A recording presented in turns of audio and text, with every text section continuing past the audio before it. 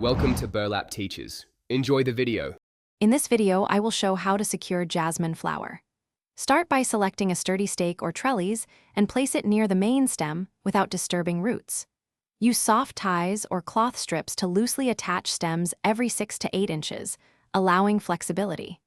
Remove weak branches and direct vigorous canes toward the support, checking ties monthly to prevent girdling as the plant grows and thickens.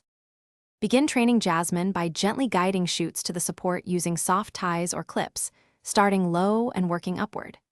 Create gentle loops or figure-8 ties so stems can expand without constriction and ready as needed when growth thickens.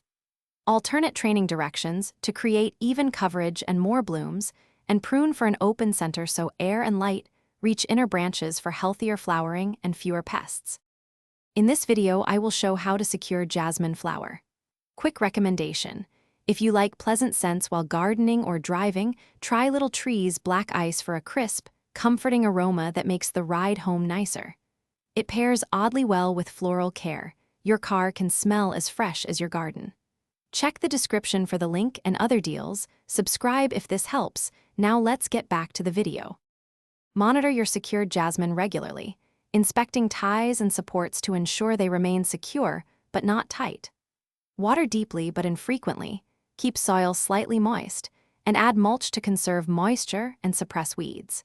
Feed with a balanced fertilizer during active growth to encourage abundant flowers, and prune lightly after major blooms to tidy the shape and stimulate a fresh flush of shoots for next season. Thanks for watching. Consider subscribing if this video helped you.